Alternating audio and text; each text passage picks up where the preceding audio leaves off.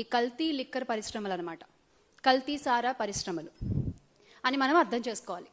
ఇలా గత 18 నెలలుగా ఈ కూటమి ప్రభుత్వం అధికారంలోకి వచ్చిన దగ్గర నుంచి బాబు గారు ఒక మాట మాట్లాడారు అంటే దానికి చాలా లోతైన అర్థాలు ఉంటాయి.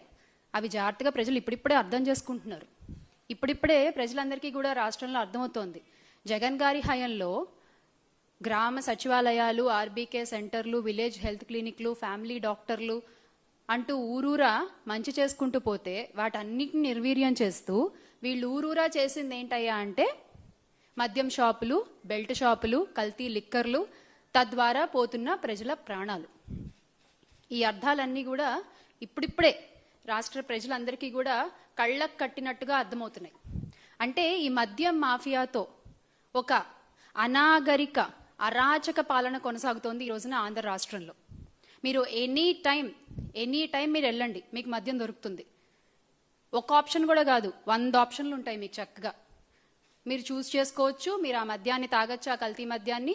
మీ ప్రాణాల బాధ్యత. మరి తర్వాత ఇంకేమవుతుందో అది దేవుడికే ఎరుక. ఇది రాష్ట్రంలో ఈ రోజున పరిస్థితి. అసలు 24 గంటలు ఏరులై పారుతున్న మద్యం, అర్ధరాత్రి అపరాత్రి అన్న టైం కూడా లేదు. అంటే 12 గంటలు, 1 గంటలకు కూడా మద్యం దొరుకుతోంది ఈ రోజున ఆంధ్ర రాష్ట్రంలో. అసలు ఈ టైంకి, ఈ అర్ధరాత్రి టైంకి కూడా మద్యం ఎందుకు దొరుకుతోంది అంటే ఒకవైపు బెల్ట్ షాపులు, మరొక వైపు కల్తీ మద్యం, రెండింటినీ చక్కగా బ్యాలెన్స్ చేసుకుంటూ పర్ఫెక్ట్ బిజినెస్ నడిపిస్తుంది ఈ కూటమి ప్రభుత్వం. దానికి తోడుగా అసలు ఈ మద్యం అనేది కల్తీదా అసలుదా తెలియని ఒక గందరగోళ పరిస్థితిలో కూడా ఈ రోజున ఆంధ్ర రాష్ట్ర ప్రజలు ఉన్నారు. బాటిల్ కొనుక్కుంటారు, ఆ మద్యం బాటిల్ పైన స్టిక్కర్ చూసి కొనుక్కుంటారు. అది నకిలీదా అసలుదా కూడా తెలియని పరిస్థితిలో ఈ రోజున రాష్ట్ర ప్రజలు ఉన్నారు. ఈ మధ్య ప్రభుత్వం ఒక జీవో విడుదల చేసింది గమ్మత్తుగా. బాటిల్ పైన ఒక క్యూఆర్ కోడ్ ఉంటుంది, దాన్ని స్కాన్ చేస్తే మీకు అసలుదా నకిలీదా మద్యం అనేది తెలుస్తుందట. అంటే స్టిక్కర్ ఒరిజినలే, పాపం స్టిక్కర్లో ఏం తప్పలేదు, స్టిక్కర్ ఒరిజినలే, కానీ లోపల మద్యం నకిలీదా అనమాట. ఇంత ఆర్గనైజ్డ్గా ప్రజల్ని మోసం చేస్తూ ఒక వ్యవస్థీకృతంగా ఈ మద్యం దందాన్ని నడిపిస్తుంది ఈ రోజు కూటమి ప్రభుత్వం. అర్ధరాత్రి అపరాత్రి అనే తేడా లేకుండా మద్యం విచ్చలవిడిగా అమ్ముతుండడంతో, విరివిగా దొరుకుతుండడంతో, అందుబాటులో ఉండడంతో ఎక్కడికక్కడ ప్రజలు దాన్ని కొనుగోలు చేస్తున్నారు, తాగుతున్నారు. రోడ్ల మీదకి వచ్చేసి వాళ్ళకి ఇష్టం వచ్చినట్టుగా ప్రవర్తిస్తున్నారు. అంటే ఇంతకు ముందు వాళ్ళ నాయకుడు కూడా, మన గౌరవ ఉప ముఖ్యమంత్రి గారు, పీపీపీ గారు కూడా చెప్పారు కదా, మీరు తీయండి బైక్ సైలెన్సర్లు తీయండి, మీరు విచ్చలవిడిగా పేట రేగిపోండి, ఏమవుతుందో నేను చూసుకుంటానని చెప్పి. సో ఒక ధైర్యం వచ్చేసింది అనమాట ఈ రోజున నేరగాళ్ళందరికీ కూడా. ఒక ధైర్యాన్ని ఇచ్చింది ఎవరు? ఈ కూటమి ప్రభుత్వమే. ఎలా? ఈ మద్యం ద్వారా. అదే మీరు ఒక టైం అంటూ రిస్ట్రిక్ట్ చేసి ఇంతవరకే మీకు మద్యం దొరుకుతుంది అని చెప్తే ఇన్ని ఘోరాలు, ఇన్ని అఘాయిత్యాలు, ఇన్ని అత్యాచారాలు, ఇన్ని అన్యాయాలు జరిగే అవకాశం తగ్గుతుంది కదా. మొన్న కర్నూలు బస్సు విషాదం తీసుకున్నట్లయితే గనక ఆ బైకర్ అర్ధరాత్రి మద్యాన్ని కొనుగోలు చేసి ఆ మద్యం మత్తులో బైక్ నడిపి పరోక్షంగా 19 మంది ప్రాణాలు పోవడానికి కారణం అవ్వలేదా? దానికి కారణం ఈ నకిలీ మద్యం కాదా? ఈ మద్యం మాఫియా కాదా? అసలు హైవే పక్కన బెల్ట్ షాపులు నడుపుతారా మీరు? అలా చేయొచ్చా? మీకు బాధ్యత లేదా ప్రజల ప్రాణాల పట్ల? ముఖ్యంగా ఈ బెల్ట్ షాపులపై మాకు కొన్ని ప్రశ్నలు ఉన్నాయి. ఆ ప్రశ్నలకి సమాధానం చెప్పే దమ్ము, సమాధానం చెప్పే సత్తా ఈ కూటమి ప్రభుత్వానికి ఉంటే సమాధానం చెప్పండి. కొన్ని ప్రశ్నలు ఉన్నాయి మాకు. కర్నూలు బస్సు ప్రమాదానికి సంబంధించి రాష్ట్ర ప్రభుత్వం సమాధానం చెప్పగలరా? మీరు దీనికి బాధ్యత తీసుకుని మీరు సమాధానం చెప్పగలరా? మద్యం విచ్చలవిడిగా అమ్మడం వల్లే ఈ ప్రమాదం జరగలేదా? దీన్ని మీరు కాదనగలరా? అలాగే మీ విచ్చలవిడి విక్రయాల వల్ల, హైవేల్లో మద్యం అమ్మడం వల్ల ఈ ప్రమాదం జరిగింది. ఇది రాష్ట్ర ప్రభుత్వం బాధ్యతారాహిత్యం కాదా? హైవేకి అత్యంత సమీపంలో అసలు మద్యం షాపులు ఎందుకు నిర్వహిస్తున్నారు మీరు? అది తప్పని మీకు తెలీదా? రాత్రి 7 గంటలకు 8 గంటల 45 నిమిషాలకు శివశంకర్ అనే వ్యక్తి లిక్కర్ తాగారని మీరు చెప్తున్నారు. ఆ సమయంలో తాగితే తెల్లవారుజామున 3 గంటలకు బస్సు ప్రమాదం జరిగింది. ప్రభుత్వ వాదన పేలవంగా ఉంది కదా. ఈ విషయం మీకు అర్థం కావట్లేదా? మీరు చెప్పేటువంటి వాదన ఏదైతే ఉందో, మీరు చేసేటువంటి వాదన, అది ఎంత పేలవంగా ఉంది. అది దొరికిపోతున్నారు కదా మీరే అక్కడ. లక్ష్మీపురంలో బెల్ట్ షాప్ నిర్వహిస్తున్న మాట వాస్తవం కాదా? బెల్ట్ షాప్ నిర్వహిస్తున్న వ్యక్తి తన ఇంటి సీసీ కెమెరా కూడా పెట్టారు. మరి ఎందుకు మీరు ఆ ఫుటేజ్ బయట పెట్టట్లేదు? ఎందుకు ఆ వ్యక్తిని మీరు విచారించట్లేదు? అంటే ఈ నిజాలు బయటకు వస్తే మీ లోసుకులు బయటపడతాయనా? మీ తప్పు బయటపడుతుందనా? లక్ష్మీపురంలో ఉన్నది 1 కాదు 2 కాదు, ఏకంగా 3 బెల్ట్ షాపులు ఉన్నాయి. ఇది నిజం కాదా? దీన్ని మీరు కాదనగలరా? రాష్ట్రంలో ములకల్ చెరువులో నకిలీ మద్యం ఘటన బయటపడిన తర్వాత హడావిడిగా మీరు క్యూఆర్ కోడ్ అనే దాన్ని తీసుకొచ్చారు. కానీ మీరు విడుదల చేసిన క్యూఆర్ కోడ్ని చెకింగ్ చేసినట్టుగా మనకెక్కడ కూడా వీడియోలో కనిపించలేదు.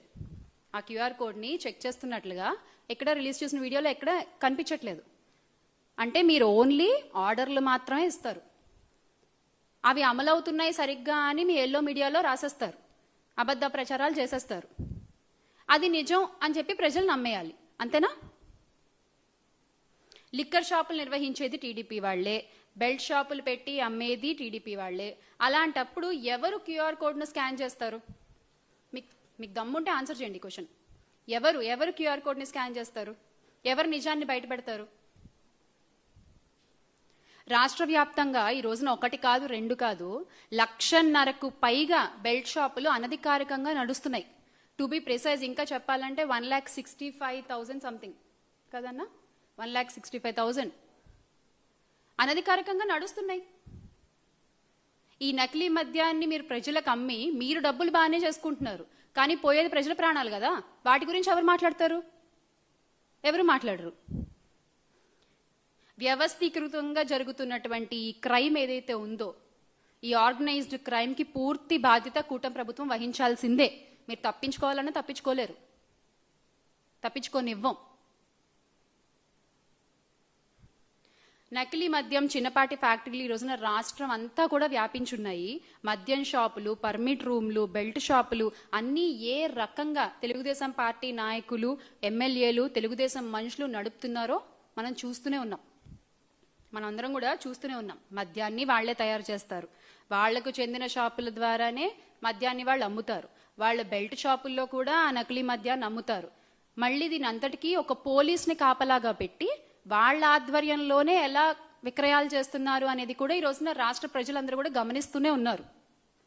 బెల్ట్ షాపులే కాకుండా ఇల్లీగల్ పర్మిట్ రూమ్ల ద్వారా కూడా నకిలీ మద్యాన్ని విచ్చలవిడిగా అమ్ముతున్న వైనం మనం చూస్తున్నాం. ప్రభుత్వ ఖజానాకి వేల కోట్లు నష్టం కలిగించడం ఒక ఎత్తైతే, ప్రజల ప్రాణాలు, కోట్లు పోతే సంపాదించుకోవచ్చు, ప్రజల ప్రాణాలు పోతే మీరు తెచ్చిస్తారా? ఎవరు బాధ్యత వహిస్తారు? ఎంత దిగజారిపోయి ఈ రోజున వ్యాపారం చేస్తున్నారంటే, ఆ వ్యాపారం చేసేది కూడా మళ్ళీ మేము క్లీన్ అని చెప్పుకోవడంలో నిజంగా అసలు ఆ క్రెడిట్ మాత్రం ఒక చంద్రబాబు నాయుడు గారికి, నారా లోకేష్ గారికి దక్కుతుంది. ఇంత కళ్ళకు కనిపిస్తున్నా కూడా, ఇన్ని తప్పులు జరుగుతున్నాయని చెప్తున్నా కూడా, ప్రజల ముందు ఇలా తప్పని కనిపిస్తుంటే కూడా no no no no no అది తప్పు కాదు, మేము క్లీన్, మేము గ్రీన్, మేము చేసింది 100% రైట్ అని చెప్పుకోవడంలో మీకు మీరే సాటి. వచ్చిన ఆదాయంలో ఇది నీకు, ఇది నీకు, ఇది నీకు, ఇది నీకు అని పంచుకుంటారు. ఎక్కడైతే మీకు వాటాలు తేడాలు వస్తాయో అక్కడల్లా ఆ ఫ్యాక్టరీలన్నీ బయటపడుతున్నాయి. అంతే కదా, మీకు వాటాలు తేడాలు వస్తున్నాయి కదా, ఫ్యాక్టరీలన్నీ కూడా ఈరోజు బయటపడుతున్నాయి ఆ ప్లేసుల్లోనే కదా.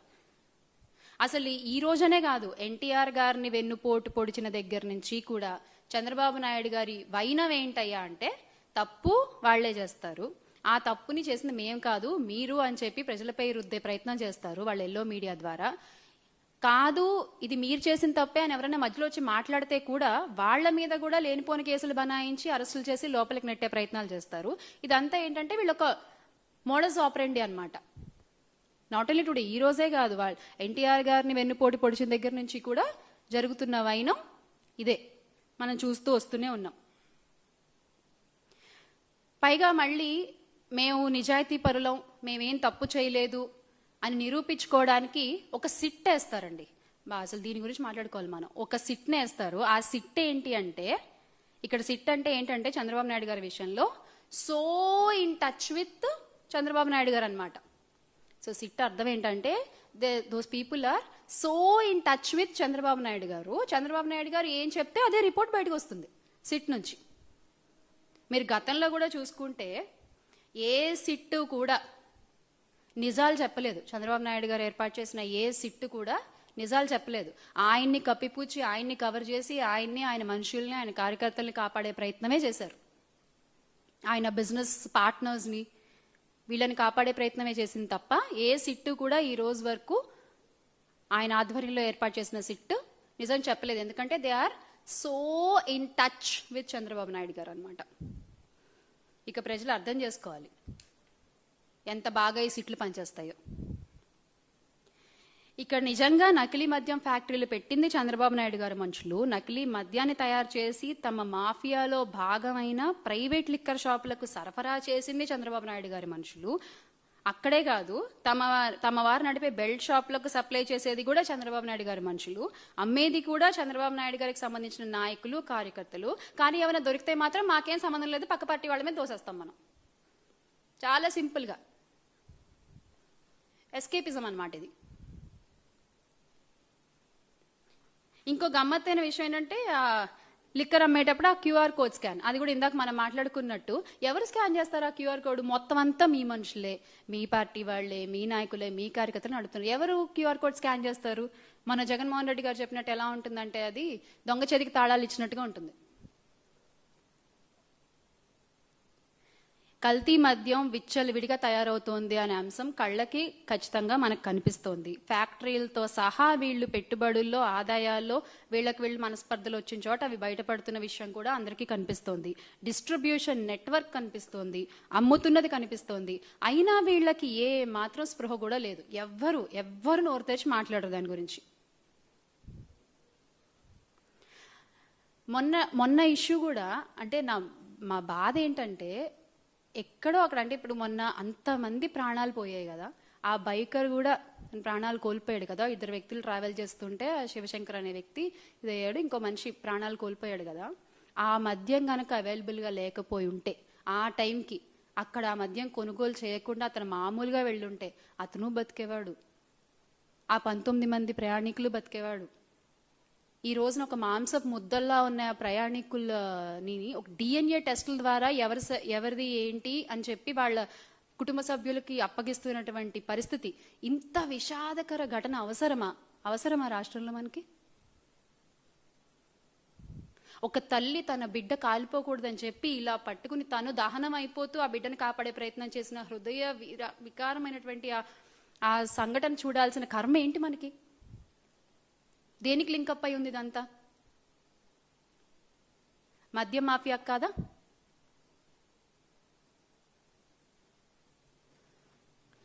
ఏ ఊర్లో చూసినా మద్యం షాపులు, బెల్ట్ షాపులు విచ్చలవిడిగా కనిపిస్తున్నాయి. గుడి లేదు, బడి లేదు, స్కూల్ లేదు. ఇందాక చెప్పినట్టు హైవే రేడియోస్లో ఎక్కడ పడితే అక్కడ మీరు అందుబాటులో ఉంచి తాగొద్దు అంటే ఎవరు వింటారండి? ఎవరు వింటారు?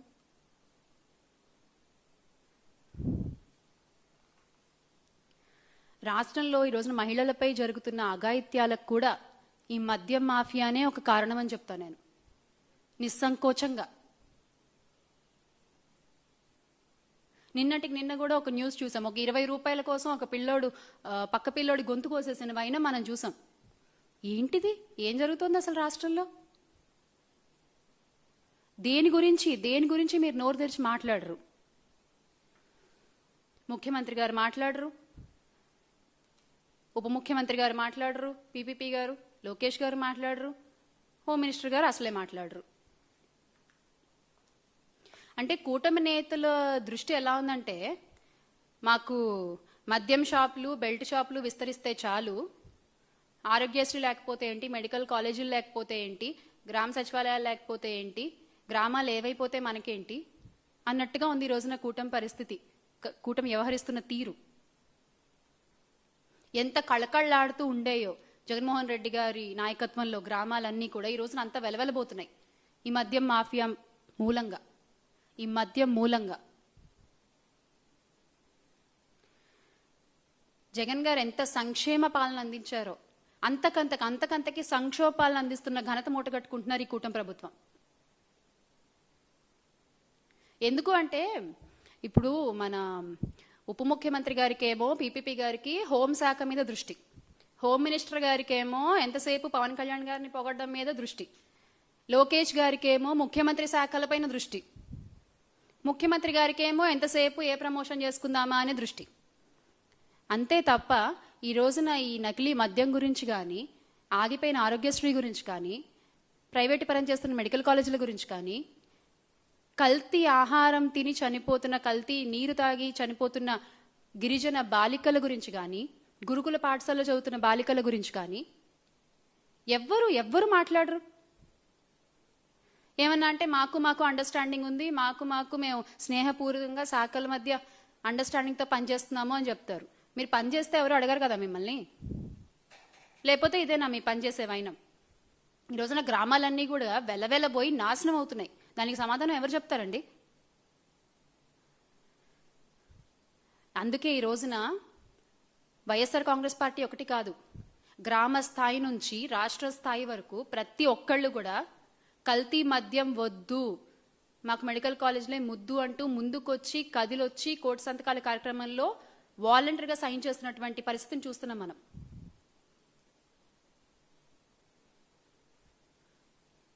ప్రతి 50 ఇళ్లకి ఒక వాలంటీర్ని, ప్రతి 2000 మంది జనాభాకు ఒక సచివాలయాన్ని ఏర్పాటు చేసి గ్రామ స్వరాజ్యాన్ని ఆనాడు జగన్మోహన్ రెడ్డి గారు స్థాపిస్తే ఒక వర్గానికి సంబంధించినటువంటి మీడియా ఆయన మీద బురద జల్లింది ఆ రోజున. మరి ఈ రోజున ప్రతి 50 ఇళ్లకు ఒక బెల్ట్ షాపు, ప్రతి 2000 మంది జనాభాకు ఒక మద్యం షాప్ని, ఒక పర్మిట్ రూమ్ని ఏర్పాటు చేస్తే బాబుని గొప్ప విజనరీ అంటూ కీర్తిస్తారు. ఏది నిజం అనేది ఖచ్చితంగా ఈ రోజున ప్రజలందరూ కూడా గమనిస్తున్నారు. ముఖ్యంగా మహిళలు, the young generation out there, you should understand, you must understand the real facts.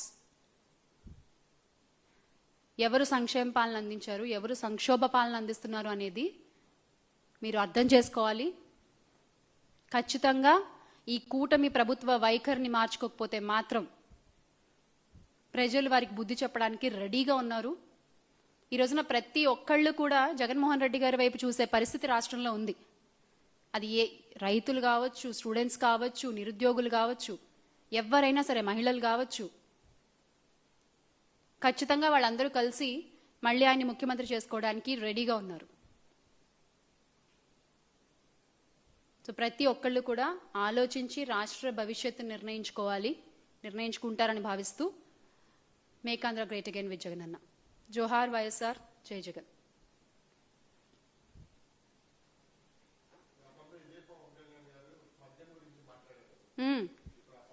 మద్యపాన ప్రియుల పొట్ట కొట్టారు అనుకుంటూ చించుకుంటూ మాట్లాడారు కదా ఆ రోజు ఆయన. మరి ఈ రోజున అసలు ఒక్క మాట మాట్లాడుతున్నారా అండి? ఇంతమంది ప్రాణాలు కోల్పోయారు కదా, ఒక్క మాట మాట్లాడారా? మనం చేసింది ఏంటి అంటే, జగన్మోహన్ రెడ్డి గారు చేసింది ఏంటంటే, ఇన్ని మంచి పనులు చేసి కూడా ఎక్కడా ఆయన ప్రమోషన్స్ చేసుకోలేదు. మద్యాన్ని కంట్రోల్లోకి తెస్తూ కూడా ఆయన తీసుకున్నటువంటి చర్యల మీద ఆయన ఎక్కడా ప్రమోట్ చేసుకోలేదు. అది మనం చేసిన తప్పైపోయింది. ఈ రోజున వాళ్ళలాగా చనిపోయిన వాళ్ళకి ఏదో విధులు చేసాం అని చెప్పి దాన్ని కూడా వాళ్ళు ప్రమోట్ చేసుకుంటున్న తీరు చూస్తుంటే ఎంత బాధ అనిపిస్తుందంటే, అసలు నేరం జరగడానికి కారణమైనది వాళ్లే, మళ్ళీ వాళ్ళకి ఏదో చిల్లర విధిల్చి నష్టపరిహారం చేసేసి ఇగో మేము ఇది చేసామని కూడా గొప్పగా చెప్పుకుంటున్నారు. ఖచ్చితంగా ఇది కరెక్ట్ కాదు కదా.